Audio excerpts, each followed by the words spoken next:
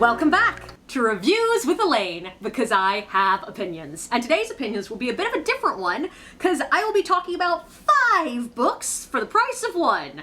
These are not a series, but they are thematically linked. So I don't know if any of y'all remember, but back in the 90s, there was just all these haunted dollhouse books everywhere. And they came up recently on Threads, and we were discussing them, and I got the urge to reread them and compare. So after asking which ones were the ones that people really remembered, I got 5 that seemed the most popular, and now I'm going to talk about them. Compare, contrast, and see what we can learn.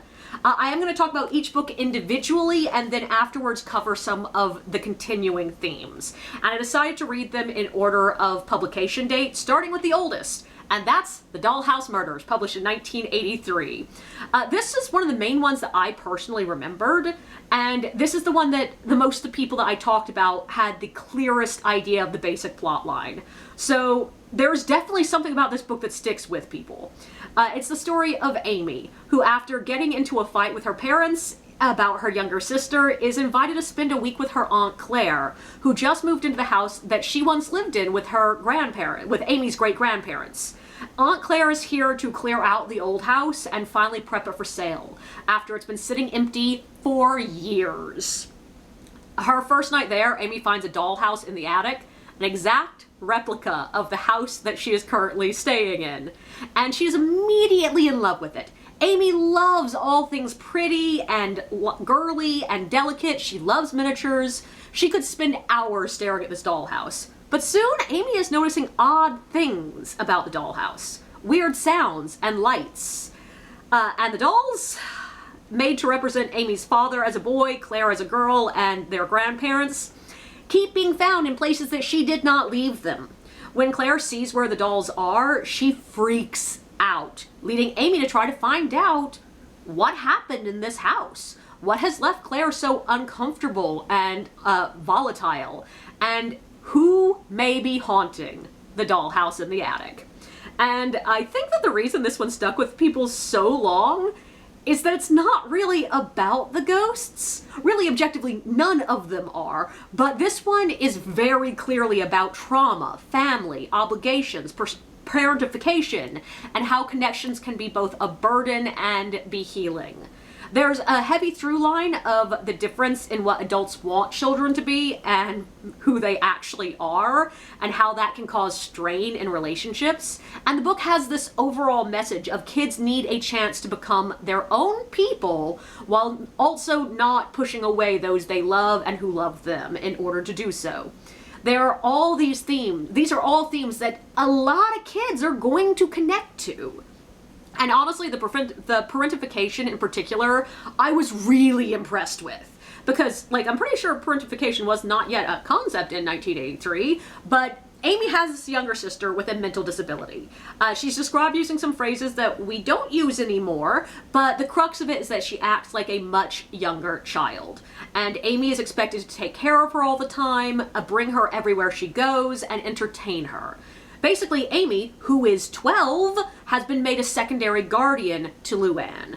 And of course, she resents that. She feels like she's not allowed to have her own life because she's always taking care of her sister, who scares off her friends, gets them into trouble, and prevents her from doing the things she wants to do. And for a while, I was really nervous that this book was going to end with the moral of, but she's your sister. You should take care of her. And that is there, but with enough nuance to make it a lot more of a correct moral, in my opinion. The book makes it very clear that her parents are being unfair to Amy to put all that weight on her shoulders. And it's also unfair to Luann, because it forces Amy to see her as a burden rather than a loved one. And giving them time apart gives Luann space to grow and to realize that she actually is capable of more than they think that she was, and allows Amy to have her own life. But they are still connected. Amy will always be part of Luann's life. But considering the theme of the video, I should talk about the haunt of this one as well. I feel like this book sits in a bit of an odd place when it comes to horror, and a lot of these do. There are definitely moments in here where Amy is scared, but as a reader, There was nothing that I would find scary. And yes, I am almost 30 years older than the target audience here, but I also don't remember finding it scary as a kid either. Like, Amy has brief moments where she feels this sudden bolt of terror, but it feels like the literary equivalent of a jump scare. There are very brief moments where something happens and life continues to normal. She does have a lingering dread of going up into the attic, but that's pretty normal for kids. The dolls move a couple of times, lights come on, and even the most possibly scary moment, we have Luann there as well, and Luann isn't scared at all. This book really is using ghosts as a set piece to discuss family trauma. And I think that in a vague way that was clear to me as a child as well. And I'm guessing that's why this book has stuck around to people so long, because it's not just a ghost story. And that leads me to talk about the next book, Behind the Attic Wall by Sylvia Cassedy. And I think I forgot to mention the author of this one. It's Betty Wright. Published in 1983, this one follows 12-year-old Maggie, who has been kicked out of another boarding school. She's an orphan, and after years of being shuffled between one home and another, always kicked out for misbehavior, finally, two of her elderly aunts, who she didn't even know she had, have agreed to take her in. They live in a giant old boarding school building and are obsessed with health, and definitely don't seem interested in raising a troubled child. Maggie hates it here, until she stumbles across a secret room in the attic where she finds two very special dolls and finally finds a home where she feels loved, needed, and welcome. Until tragedy strikes. We know from the very beginning that Maggie will eventually be leaving this place, but will she be able to bring some of this place with her? Hopefully. And this book is objectively a love letter to whimsy. Maggie starts our story being aggressively unwilling to play childhood games. She hates teasing, she hates dolls, she does play pretend, but only on her own, and it's only one game where she teaches a group of wildly ignorant imaginary girls basic things about her life. And even in that game, she comes across slightly as a bully. She is obsessed with knowing what will happen to her, knowing what people are like before she meets them, and just generally wanting to know the unknowable, or at least to appear to know the unknowable. She has been made to grow up too soon, and comes across as both wildly younger than Amy from the last book and older, even though they are the same age. It's very clear to me that as an adult, that this is the result of her broken childhood. She has been passed from one place to another so often that she feels like she has to push people away before they throw her out. She is just used to being ignored and spoken about instead of spoken to, so she breaks rules to break people's ideas of her. She needs whatever tiny bit of control over her life she can cling to. And that makes her dismiss play, connections to others, and sharing, both in the literal sense and in a more metaphorical way. And she refines all these things by opening herself up to whimsy. We see her give in and connect to her Uncle Morris through his nonsensical ideas. And of course, much more thoroughly with her acceptance of Timothy John, Christabel, and Juniper. It's when she accepts that something doesn't need to really be real to matter that we see her settle in and begin to find happiness. And oh my god, I wanted this girl to be happy by the end of the book. I sort of really love the way Maggie is handled here. I really didn't like her when I first met her. Like, the first couple of chapters, I understood why she acted the way she did. I was honestly really impressed by the really nuanced portrayal of a neglected child. But I wasn't exactly enjoying my time with her. But there are just enough moments of seeing the girl behind the anger that it kept me engaged with her. And as she grows and as we see more of her, eventually we get to see the subtle signs of how desperately she wants to be loved. And it broke my heart. There's a moment when the aunts make it clear that they would be sad if she was dead. An incredibly normal moment. And she feels this great rush of joy. And it was so simple, so straightforward, but such a revelation for her that it hit like a brick. And the ending? Yeah, I'll be honest here. I wept reading the end of this middle grade book. And the ghosts in this one, I'm not even sure it's fair to call them ghosts. There is something inherently ridiculous to the dolls, which prevent them from being scary, really, at all. This one does the slow buildup of the haunt that is very common in ghost story books, but in a slightly weird way. It starts with the weird vibes of the house, like, oh, this feels creepy, and then we get, like, the occasional passing, like, is something there? We get clear voices, and then there's a moment in passing where she wonders if this place is haunted, and then we find the dolls, and it's like the idea of ghosts completely disappears. And I don't want to go into details because it would be spoilers, but the dolls move a lot more in this one, and it feels less like spooky stuff and more like fantasy. So yeah, I would say that this book is more melancholy than horror. And I have no idea, no memory of whether or not it freaked me out as a kid. This is one that I literally just remember passing scenes, like just flashes of moments. I was like, oh no, I recognize that. But I overall feel like this book is closer akin to Alice in Wonderland than Are You Afraid of the Dark? But that then leads to the next book. This one is The Doll in the Garden, published in 1989 by Mary Downing Hahn. And this one follows 10-year-old Ashley. She and her mother are moving to a small town for a fresh start after Ashley's father died of cancer. Their new apartment is upstairs of an old house. Downstairs lives the homeowner, mean old Mrs. Cooper. Mrs. Cooper hates cats, which Ashley has a cat. She hates the neighbors, and Ashley makes friends with the neighbors. And she hates little girls, which of course Ashley is one. When playing in the overgrown garden, Ashley and her neighbor, the neighbor girl Christy, find a doll buried in a box with a note. A note from a little girl named Carrie apologizing to a girl named Louisa. Soon, Ashley will fall into the mystery of who these two girls were. What do they have to do with this beautiful porcelain doll? And what do they have to do with the mysterious white cat and mysterious crying heard at night? I'll be honest, this is the one that I just didn't really like. I have no idea if I might have liked it as a child because I am like 98% sure I did not read this particular one. Nothing in it was familiar except for the continuing themes that appear in most of them. Ashley was the youngest of the protagonists we have in this collection of books, and the prose really felt like it was aimed at a younger audience. It's very simple, very straightforward, very telling us how everyone feels in different moments instead of showing us. But what really annoyed me about it is how much of this book was just petty friend drama. And like all these books have at least some petty friend drama, except for maybe Behind the Attic Wall, because Maggie barely ever treats other kids as more than just annoyances. But this book, most of it is Ashley building and breaking a friendship with Christy, and most of that is just Ashley going, I'm not sure I want to be friends with this little baby, because she's younger than me. She's a baby.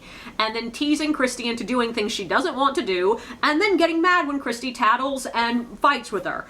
And I was just not into it. It felt like every other page was them calling each other petty insults. Them then making up by just deciding to do things together without ever apologizing. And like, yeah, that is realistic. Even the fact that the girls are basically besties by the end of day one, that's realistic.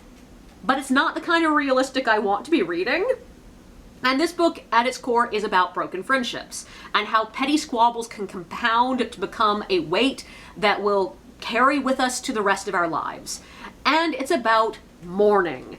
And I do like the fact that it's trying to tackle some of the dirtier, less pretty parts of mourning. One of the big things it talks about is how a lot of people feel anger towards someone that they loved and lost for leaving them. But I don't particularly like the way it deals with it. It repeatedly, directly tells the reader that this is how everyone mourns. And I feel like that's great if the child reading this book is experiencing those feelings and feels alone in them, but not everyone does experience the exact same emotions while mourning in the exact same way. And I feel like I was just, as I was reading, I kept being like, what if the child who is reading this isn't actually feeling angry at their loved ones for leaving them? Now they are going to feel like they are somehow mourning incorrectly. Also, because it was annoying me, I will admit I noticed a lot of the stupid little things that I do not notice in books unless I'm already, like, not enjoying them. We have a kid who's 10, in a book that is definitely 4th grade reading level, who says she has read The Hobbit like 4 times. And I know there are kids who could and did read The Hobbit at 10 years old, but The Hobbit is a 7th through 12th grade reading level. Like, it's a much more complex book than this one. And because it's mentioned in such a heavy way, it feels like the book is setting kids up to pick up that book after this one and then be disappointed when they can't quite handle it yet.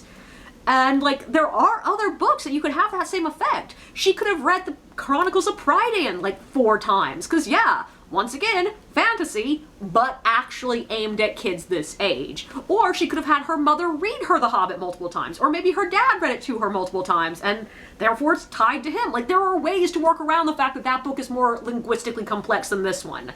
And I know that shouldn't matter, but it really bothered me. And also, there's like 4 different times in this book where characters push through a hedge, and I was just like, have you tried this, friend?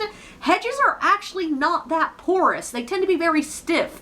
And while there are gaps in them, they tend to be low to the ground, so like they would have to crawl through the hedge. It really bothered me. And I know that's stupid, but that's the sort of thing that I pay attention to when I'm not enjoying a book. But this one definitely does want us to think it's a scary ghost story. The characters spend a lot of time being scared, sometimes straight up frozen in place in terror. But nothing described really feels like it would even scare a 4th grader. Like, the scary things are, oh, I hear a cry in the night. I step through and, oh, now it's night and there's a girl over there. And I'm like, okay.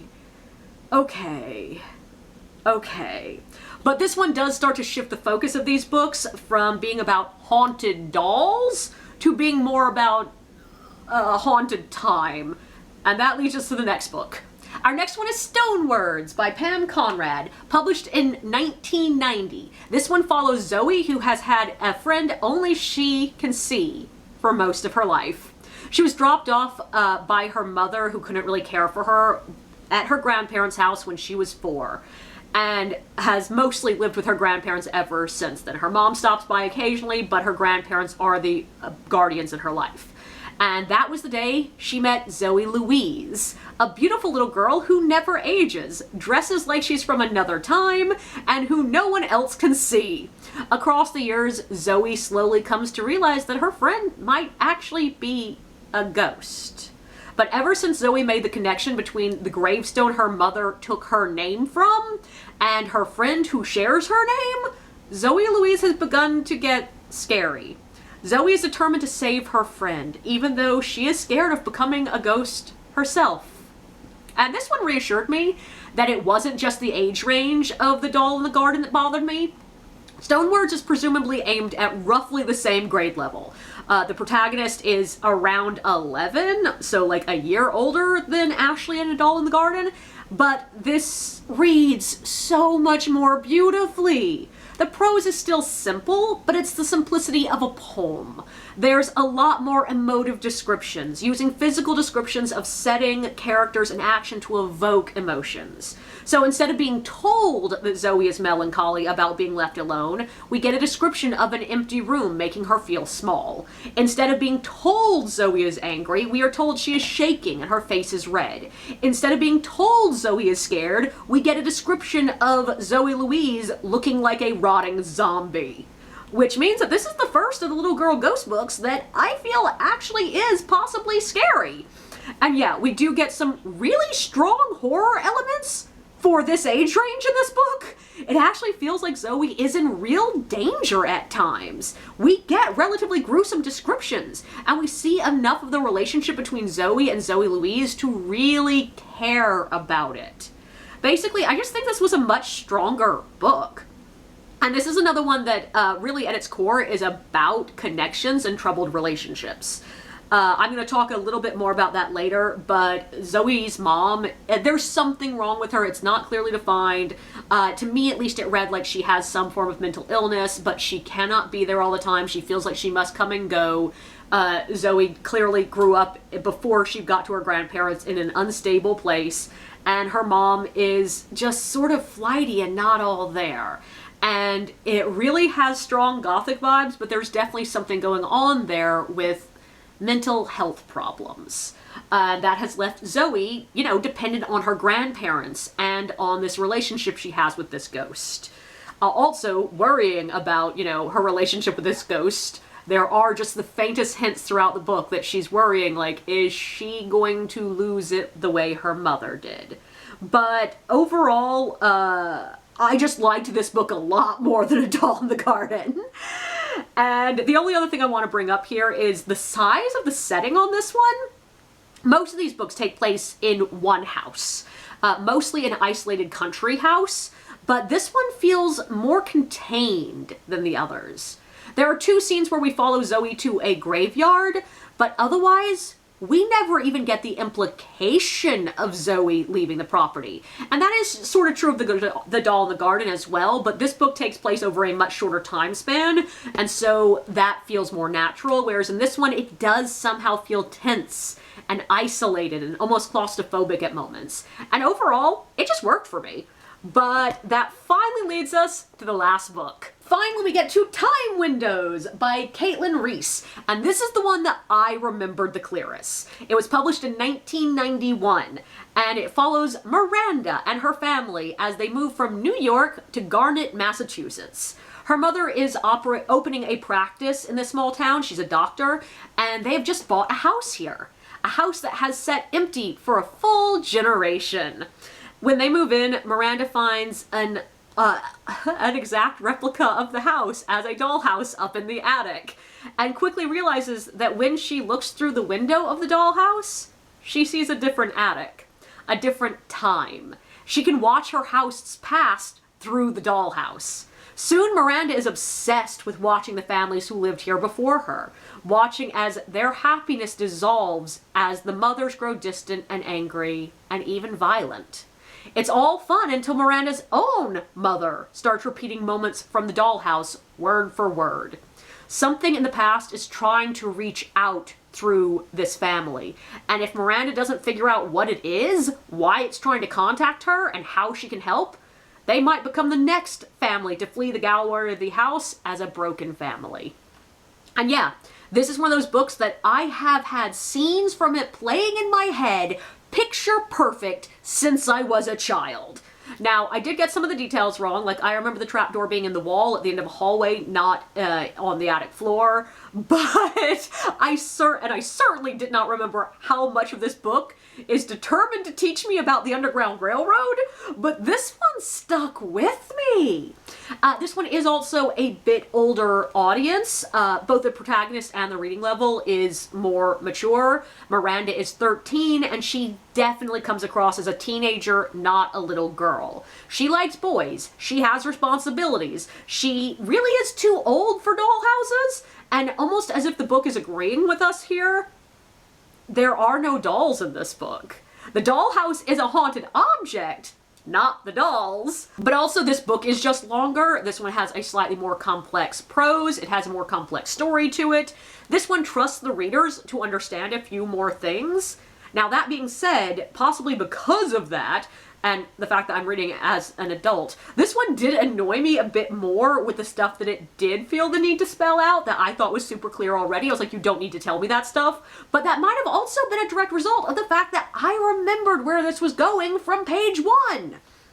Also, this one is a little less in your face about one of the continuing themes. This one is clearly also about generational trauma, and it's not the simple one-to-one that we have in a lot of the other books. Miranda's family is literally picking up on the repeated patterns of a different family. But it's still easy to see the connection and how it's metaphorically working here. And I really liked the way it showed how it affected the different members of the different families. I liked how we saw them all changing, and especially, I really appreciate the fact that this book does start with a chapter set in perfect normal times. We get shown that Miranda's family are deeply happy, playful, they get along with each other, they tease in light ways, and they are happy to be here in the first couple of chapters. And that allows us to see how the weight of the past slowly reshapes them into something else, into a family that is scared, angry, and distant. But the other main theme here is one that I'm going to talk about in the big continuing themes. Like, honestly, the big themes in this one are ones that continue throughout the entire collection.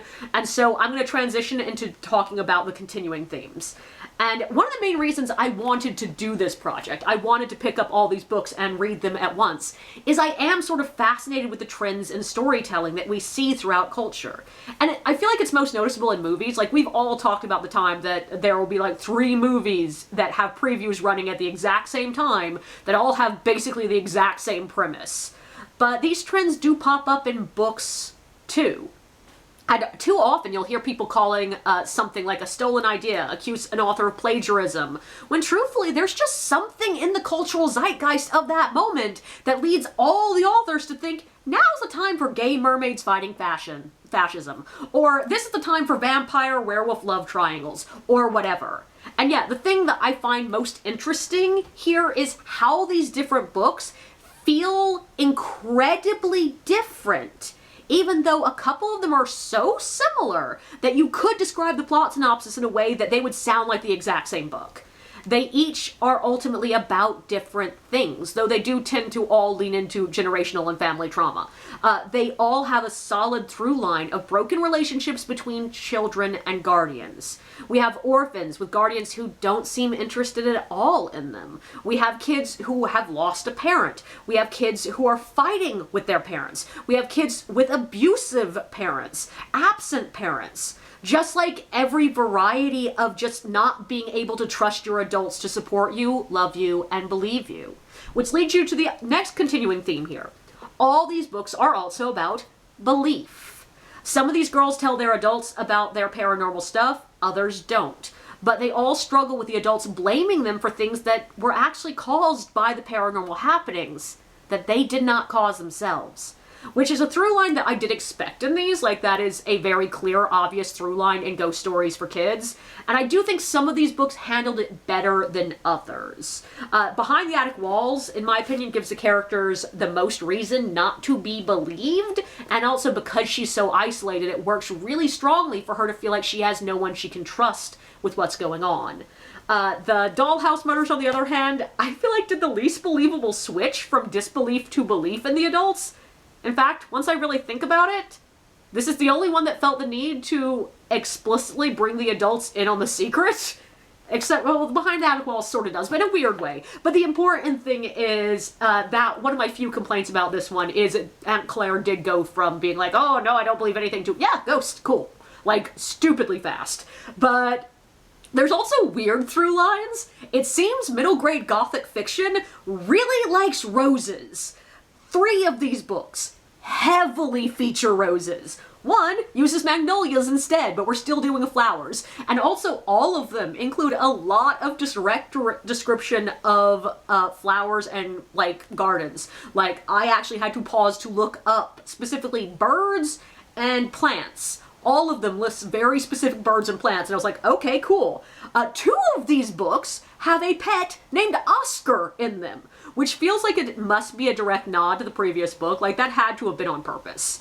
At first glance, Stonewords feels like the odd man out here because it doesn't have any of the dolls/dollhouses that is the main theme, but it still does follow the theme because there's a playhouse where the girls play. And they do play with dolls. It's just, for once, that wasn't the haunted object. But the big theme that I feel like is the strongest in all 5 of these books is time. 4 of these books feature actively seeing or stepping into another time. The others features a piece of that time pushing into the modern world. But they are all about how the past shapes the present. How tragedies and crimes in the past can actively harm people literally generations after the fact. And they're all about the dream of being able to go back and change those things. 2 of the books acknowledge that you actively cannot alter the past and that all you can do is focus on, using the knowledge of the past to make a better future. But the last 3 are all fantasies about being able to go back and change these horrors. And Time Windows pursues this theme straight through to the end, very carefully talking about it throughout the entire book, actively discussing how changing things in the past could heavily impact the present because, you know, domino effect, multiple things could change, and even allows us to see how it has affected the present. And in a real way, these are all in deep conversation with each other. And I'm glad that I read them in publication order because, especially a couple of them, it's very clear the author had read the previous ones and were inspired to explore another aspect of the story. And it doesn't feel like plagiarism. It doesn't feel like a stolen idea. It feels like multiple people in conversation with each other. And it ends up creating this fascinating patchwork quilt of ideas of mourning and trauma and the importance of acknowledging the past. And when I wrote that line was when it finally clicked with me why Time Windows has so much stuff about the Underground Railroad. Like, it finally made sense. And it's about family and growing up. And I loved many of these books as a kid, and it turns out I'm really glad that I read them as an adult. And to me, the biggest message to take away from this project is, yes, if you are writing an idea that somebody else has written, keep writing. There will be something in your book that makes it special and different from all the others.